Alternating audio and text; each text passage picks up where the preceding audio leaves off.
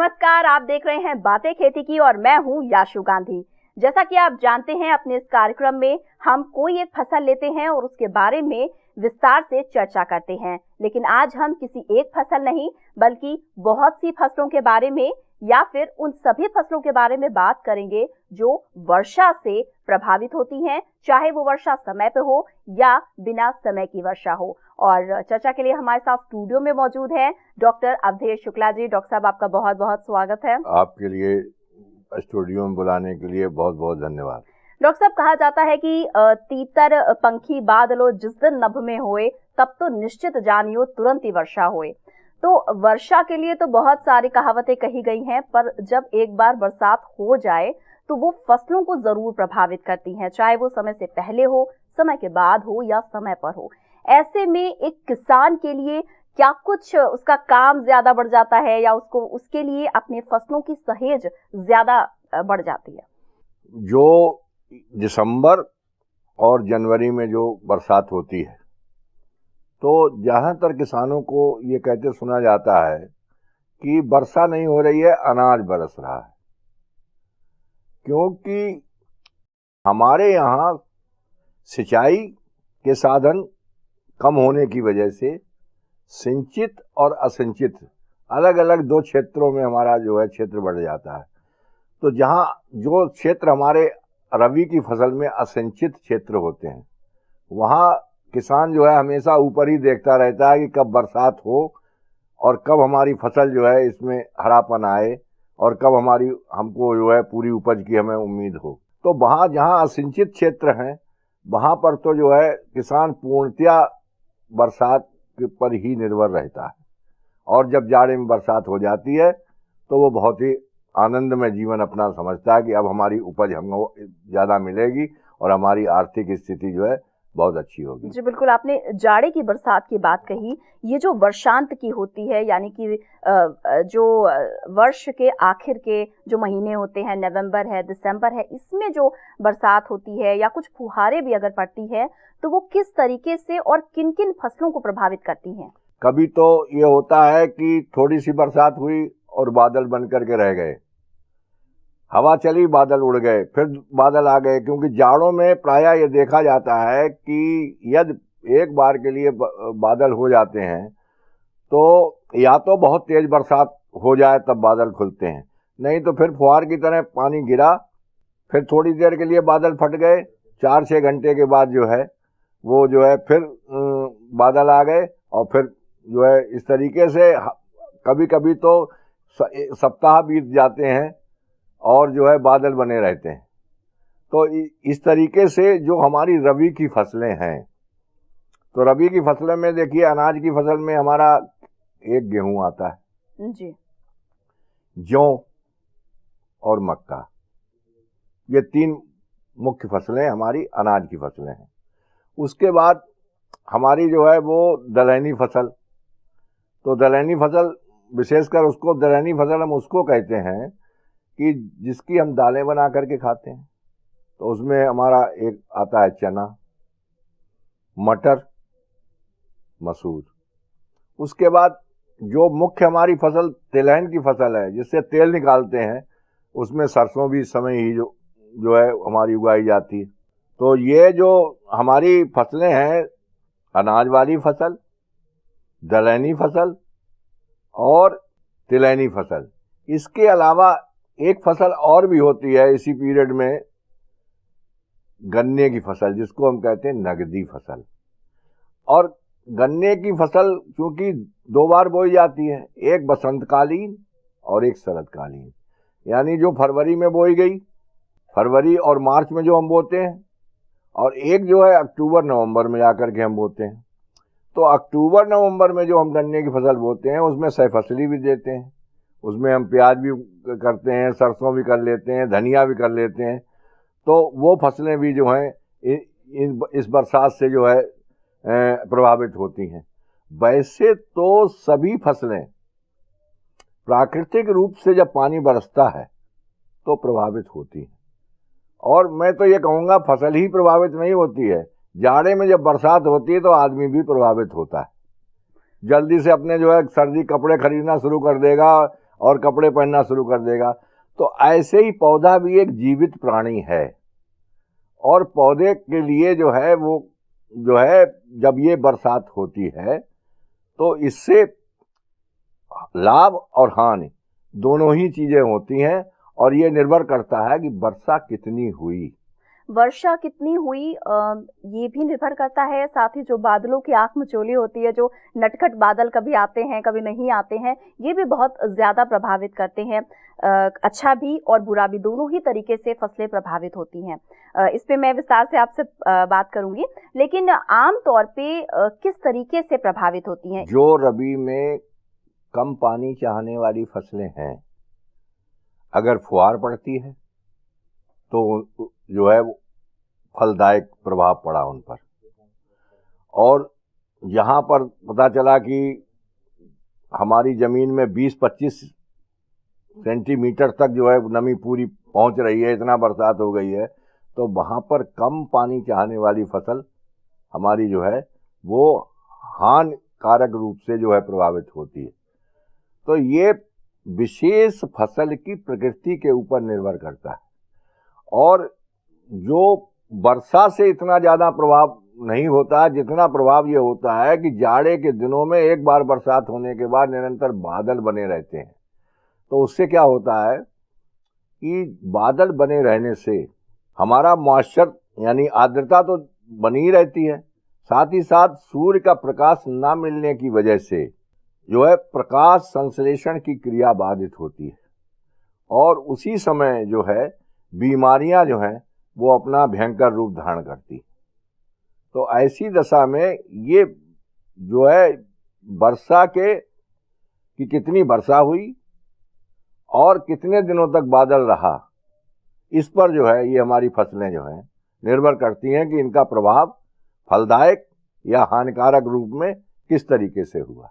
तो जाहिर सी बात है कि ऐसे में जो रोग हैं वो कीट हैं, क्योंकि नमी बनी हुई है फसल में, सूर्य का प्रकाश जो है वो मिल नहीं रहा है फसल को, और जिसको ज्यादा जरूरत है जिन फसलों में, तो रोग की, कीट की, इसकी भी संभावना बढ़ जाती होगी ऐसे में। स्वाभाविक है कि जो बीज जनित रोग की बात जब हम करने लगते हैं तो बीज जनित रोग जो है वो होता क्या है कि जब हमारी प्रकाश संश्लेषण सूर्य का प्रकाश नहीं मिलता है तो वो रोग जो है उभर करके आते हैं, और ये रोग उभर करके आते हैं तो कभी कभी तो पूरी फसल को ही नष्ट कर देते हैं, और कभी कभी ऐसा भी होता है कि ज़्यादा दिन तक बादल रहने से जो है कीड़े, इंसेक्ट, जो रोग के अलावा जो कीड़े भी लगते हैं, ये कीड़े भी बहुत ज़्यादा अधिक जो है फसल को प्रभावित करते हैं।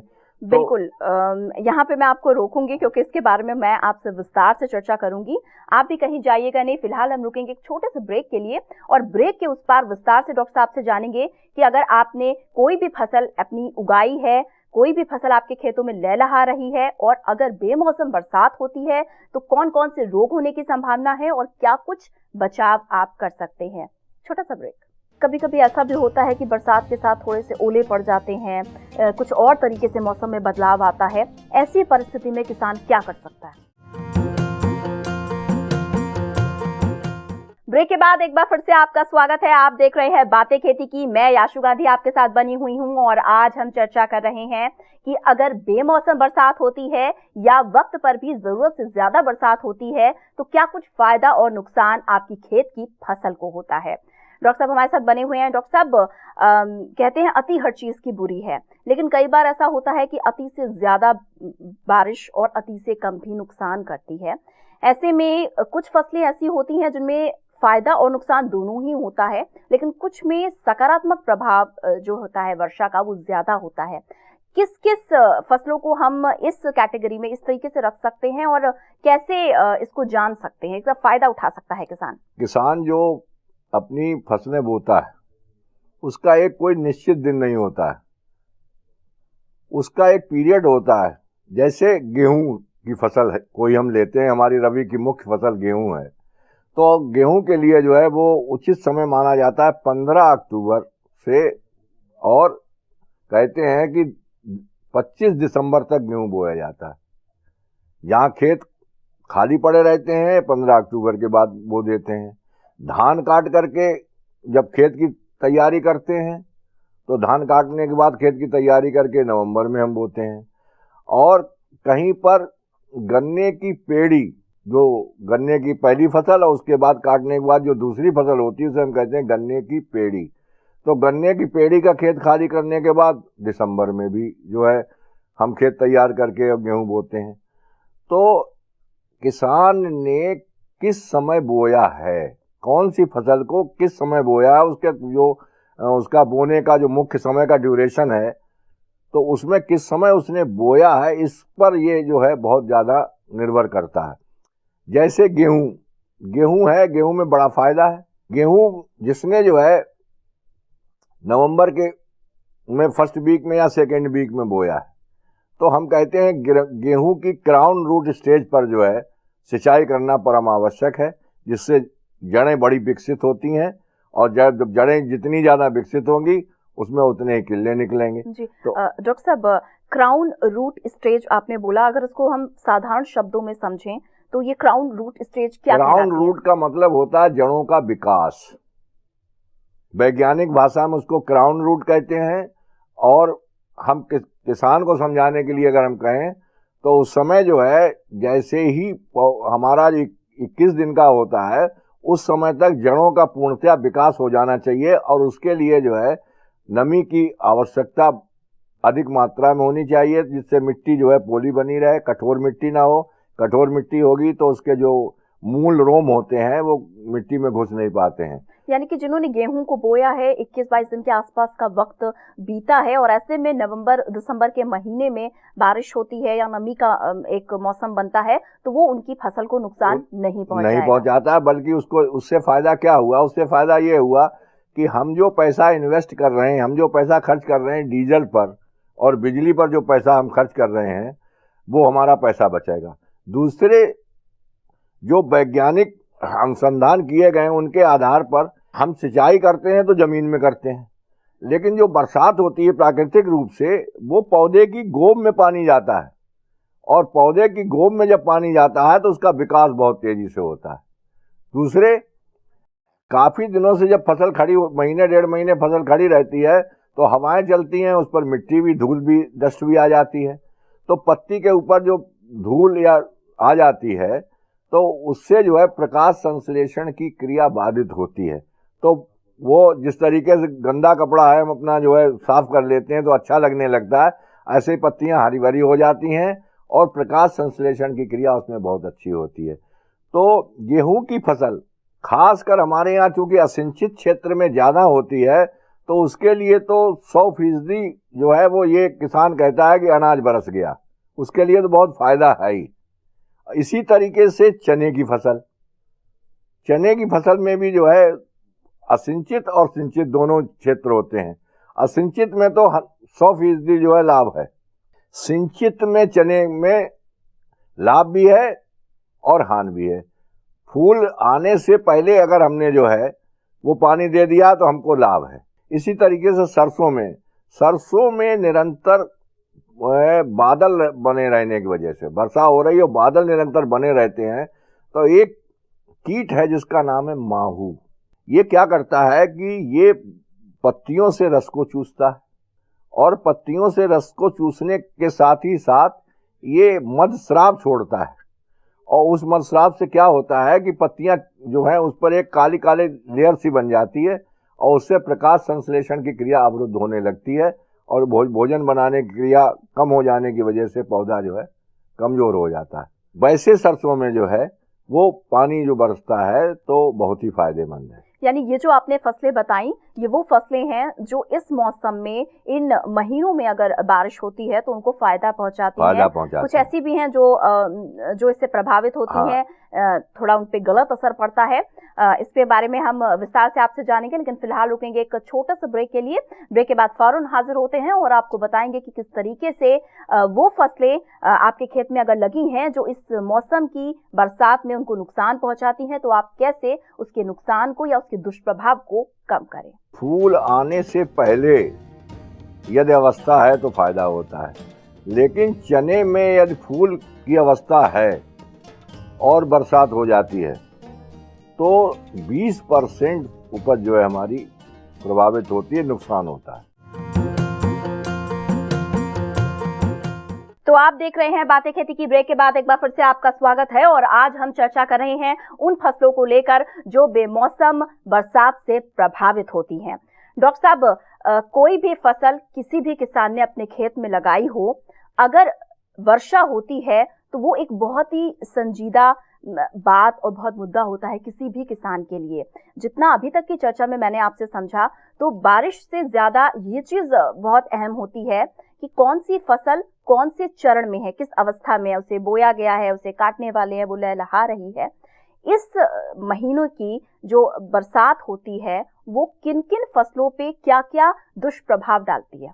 चने में यदि फूल की अवस्था है और बरसात हो जाती है तो 20% उपज जो है हमारी प्रभावित होती है, नुकसान होता है चने में। चने के लिए वैज्ञानिकों का जो अनुसंधान कार्य है उसके हिसाब से ये कहा गया है कि चने में फूल आने पर कभी भी सिंचाई नहीं करनी चाहिए। तो प्राकृतिक रूप से जो सिंचाई हो रही है वो हमको नुकसान कर रही है। इसी तरीके से सरसों में जब निरंतर बादल बने रहते हैं तो माहू लगता है और माहू के लगने से नुकसान होता है। तो इसके लिए जो है वो उसका उपचार ये है कि जैसे ही हमको ये महसूस हो कि हमारे खेत में अब जो है माहू लगने की संभावना है तो इंडोसल्फान 35 EC 1.25 किलोग्राम लेकर के 1000 लीटर पानी में घोलें और उसका जो है छिड़काव कर दें। तो इस तरीके से हमारा जो है वो नुकसान फिर नहीं होगा, हम उस नुकसान से बच जाएंगे। इसी तरीके से आलू में जिस वक्त बरसात होने के बाद जब निरंतर बादल बने रहते हैं तो एक रोग लगता है झुलसा। झुलसा के बारे में ये कहा गया है कि 24 घंटे के अंदर खेत जो है 50% से 60% तक नष्ट हो जाते हैं। ये बहुत ही भयंकर बीमारी है और इसमें जो है पत्तियां, डंठल और कंद तीनों पर ये अपना प्रभाव बीमारी डालती है। प्रारंभ में पत्तियों पर छोटे छोटे धब्बे बनते हैं और ये धब्बे हरे पीले रंग के होते हैं, जो बाद में धब्बे जो है अनियमित आकार के ज्यादा बन जाते हैं और पौधा जो है धीरे धीरे सूखने लगता है और फसल नष्ट हो जाती है। तो इसके लिए जो है 0.2% का घोल बना करके मैंगोजेब का और उसका अगर हम छिड़काव करेंगे तो उससे जो है हमारा नुकसान नहीं होगा। इसलिए ये जरूरी है कि जैसे ही देखें कि हमारा बादल अब नहीं हट रहा है और लगा है तो मैंगोजेब का छिड़काव पहले से ही कर दें तो हम उससे अपना बचाव कर सकते हैं। बंद गोभी और फूल गोभी, बंद गोभी में क्या होता है कि ये माहू जो उड़ने वाली माहू होती है ये सरसों से उड़ करके और माइग्रेट करती है और बंद गोभी और फूल गोभी पे आ जाती है। तो बंद गोभी के पत्ते में जब ये माहू घुस जाती है तो जब ये बंद गोभी काट करके हम ले जाते हैं तो जब ग्राहक देखता है कि अरे इसमें तो माहू लगी हुई है तो वो उसको लेना पसंद नहीं करता है और उसकी जो है बाजार की कीमत कम हो जाती है। तो इसके लिए भी जरूरी है कि हम इस पर जो है मैंगोजेब दवा का पहले से हल्का छिड़काव कर दें और उससे जो है फिर हम जो है ये सोच करके कि माहू न लगे, ये आवश्यक है कि दवा का छिड़काव अवश्य करें। जी बिल्कुल। डॉक्टर साहब, ये तो अभी बारिश की बात हो रही थी, नमी की बात हो रही थी कि अगर बादल लगातार बने रहें और जो भी फसल है उस तक सूर्य का प्रकाश ना पहुंचे। अगर कभी कभी ऐसा भी होता है कि बरसात के साथ थोड़े से ओले पड़ जाते हैं, कुछ और तरीके से मौसम में बदलाव आता है, ऐसी परिस्थिति में किसान क्या कर सकता है? देखिए, ओले की व्यवस्था है, कितना ओले का आकार कितना बड़ा है, कितनी मात्रा में पड़ा है, इन सब चीजों को देखते हुए अब जैसे देखिए बड़े आकार में अगर ओला गिरता है तो पपीता जो हमारे पेड़ पे लगा हुआ है, पपीता में जब जिस वक्त वो ओला आकर के गिरता है पपीता इंजर्ड होता है और उसमें से दूध निकलना शुरू हो जाता है। पपीता में अगर जरा सा भी नाखून लगा दीजिए तो आप उसमें से दूध निकलना शुरू हो जाता है। तो इस तरीके से जो पपीता इंजर्ड हो जाता है तो वो फिर हमारा जो है वो बिक्री के हिसाब से भी और वैसे भी जो है वो हमारा जो है नुकसान पहुंचाता है। दूसरे ये है कि जब बरसात भी अधिक हो रही है और हमारा जो है ओला भी अधिक पड़ रहा है तो टेम्परेचर जब कम हो जाता है तो ऐसी दशा में पपीता के पानी के ज़्यादा पहुंचने से और टेम्परेचर के यानी तापक्रम के गिर जाने से पपीता की जड़ में जो है वो सड़न का रोग भी लगना शुरू हो जाता है।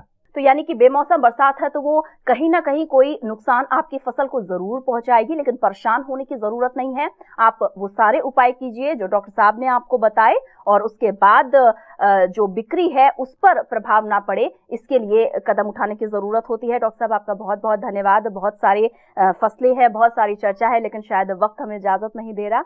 आपका शुक्रिया, आपने इन फसलों के बारे में हमें बताया। आपने यहाँ पर ये बरसात के बारे में, मौसम के बारे में जो जानकारी किसानों को दी है और मुझे स्टूडियो में बुलाया, उसके लिए मैं आपका महान आभारी। और इसी के साथ अगर आप भी हमसे संपर्क करना चाहते हैं तो आप स्क्रीन पे दिए पते के माध्यम से हमसे संपर्क कर सकते हैं। कोई सुझाव देना चाहते हैं तो दे सकते हैं। हमारा पता है 302A पोसाइडन टावर ऑफ यारी रोड, वर्सोवा, अंधेरी वेस्ट, मुंबई 400061। हमारा ईमेल आईडी है bkk@greentvindia.com। आप हमें कॉल भी कर सकते हैं। हमारे फोन नंबर हैं 0120-498-0000 और 498-0011। अपने टीवी पर ग्रीन टीवी देखने के लिए अपने केबल ऑपरेटर या DTH ऑपरेटर को तुरंत कॉल करें और हमें लिंक भेजें info@greentvindia.com पर। SMS या WhatsApp करें 9769577049 पर। और हमारे आज के अंक में इतना ही। कल फिर से हम आपके सामने हाजिर होंगे किसी और नई फसल पर, किसी और चर्चा के साथ। आज के लिए इतना ही। याशु को दीजिए इजाजत। नमस्ते।